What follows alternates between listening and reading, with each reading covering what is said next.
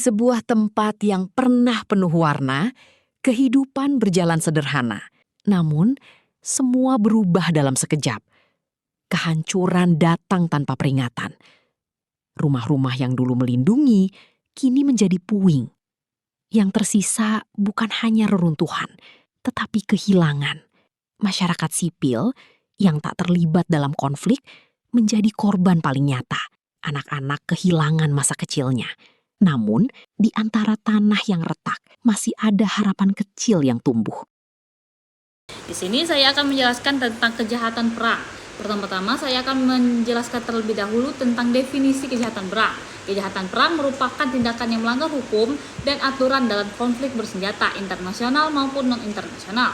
Tindakan ini merugikan kemanusiaan dan keadilan seperti pelanggaran aturan perang, penghancuran yang tidak sah, dan pelakuan tidak manusiawi. Kejahatan perang diatur dalam hukum internasional, terutama dalam Konvensi Jenewa. Intinya, meskipun perang terjadi, tetap ada batasan yang harus dipatuhi demi melindungi manusia. Selanjutnya adalah penyiksaan. Penyiksaan dilarang karena melanggar prinsip kemanusiaan. Tawanan perang harus diperlakukan secara manusiawi, bukan disiksa atau diperlakukan kejam. Selanjutnya adalah pembunuhan warga sipil. Dalam prinsip perang, ada prinsip pembedaan, yaitu wajib membedakan antara tentara dan warga sipil. Menyerang warga sipil adalah pelanggaran serius. Selanjutnya adalah penggunaan senjata terlarang. Penggunaan senjata terlarang dilarang secara internasional seperti senjata kimia dan biologis, termasuk kejahatan perang. Senjata tertentu dilarang karena efeknya tidak terkendali dan menyebabkan penderitaan berlebihan. Contohnya, senjata kimia yang bisa membahayakan banyak orang sekaligus. Selanjutnya adalah penghancuran properti sipil. Menghancurkan bangunan atau fasilitas milik warga sipil tanpa alasan militer yang sah termasuk kejahatan perang. Contohnya, menghancurkan rumah, menghancurkan sekolah atau rumah sakit tanpa kebutuhan militer.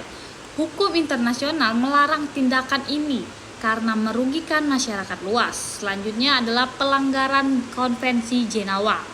Setiap pelanggaran terhadap aturan yang ditetapkan dalam Konvensi Jenewa termasuk kejahatan perang.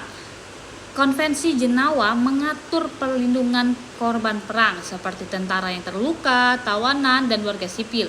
Kejahatan perang telah terjadi dalam berbagai konflik seperti pembunuhan massal, penjarahan, dan penghancuran besar-besaran. Sejarah menunjukkan bahwa kejahatan perang sering terjadi saat konflik tidak terkendalikan oleh hukum. Karena itu, hukum internasional dibuat untuk mencegah kejadian serupa. Selanjutnya adalah hukuman dan pengadilan bagi pelaku. Pelaku kejahatan perang dapat diadili dan dihukum melalui pengadilan internasional. Salah satu lembaga yang menangani kasus ini adalah Mahkamah Pidana Internasional. Pelaku bisa dijatuhi hukuman berat atau hukuman penjara berat. Perlindungan hukum internasional bagi korban perang. Korban perang berhak mendapatkan perlindungan dan keadilan melalui hukum internasional. Perlindungan ini mencakup bantuan kemanusiaan, perlindungan dari kekerasan, serta pemenuhan hak-hak dasar korban. Sekian presentasi dari saya. Wassalamualaikum warahmatullahi wabarakatuh.